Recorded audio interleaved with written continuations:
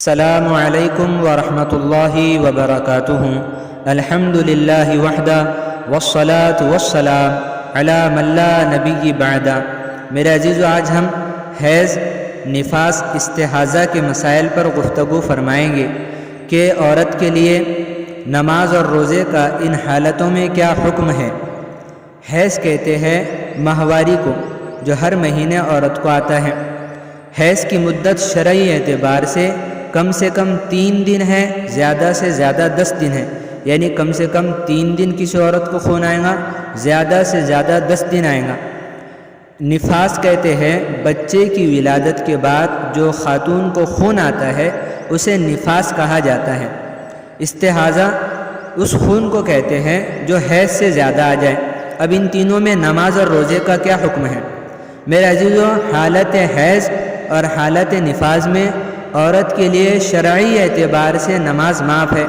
آپ اٹھائے احسن الفتاویٰ کو، علم الفقہ کو، فتاویٰ رحیمیہ کو، تو علماء دین نے اس مسئلے کو ذکر کیا ہے کہ حالت حیض میں، اسی طرح سے حالت نفاس میں عورت کے لیے نماز معاف ہے۔ مسئلہ استحاضہ کا ہے اور روزوں کا بھی مسئلہ ہے۔ عموماً عورتیں اس معاملے میں غفلت برتتی ہیں۔ عورتیں سمجھتی ہیں کہ جس طرح سے ہمیں نماز معاف ہے اسی طرح سے روزے بھی ہیں۔ نہیں میرے عزیزو، بڑے غور و فکر کی بات ہے کہ نماز تو معاف ہے شرعی اعتبار سے، لیکن روزوں کی قضا عورت کے ذمہ لازم ہے۔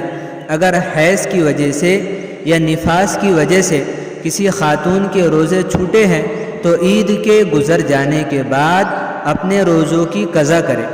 استحاضہ اس خون کو کہا جاتا ہے جو حیض سے زیادہ آ جائے۔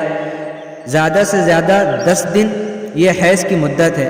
اب 10 دن سے زائد جو خون آ رہا ہے یہ کہا جاتا ہے استحاضہ کا خون۔ اس کا مسئلہ معذور کی طرح ہوگا کہ 10 دن سے زیادہ اگر خون آ رہا ہے تو آپ شرعی اعتبار سے اب آپ کو یہ کرنا ہے کہ غسل کر لیں، اور غسل کرنے کے بعد آپ کو روزے بھی رکھنا ہے اگر رمضان میں چل رہے ہیں، یا پھر نمازیں جاری ہے تو آپ کو نمازیں بھی پڑھنی ہے۔ نمازیں پھر آپ پر فرض ہو چکی ہیں اور روزے بھی۔ تو حالت استحاضہ میں نماز اور روزوں کی معافی نہیں ہے۔ وما توفیقی الا باللہ۔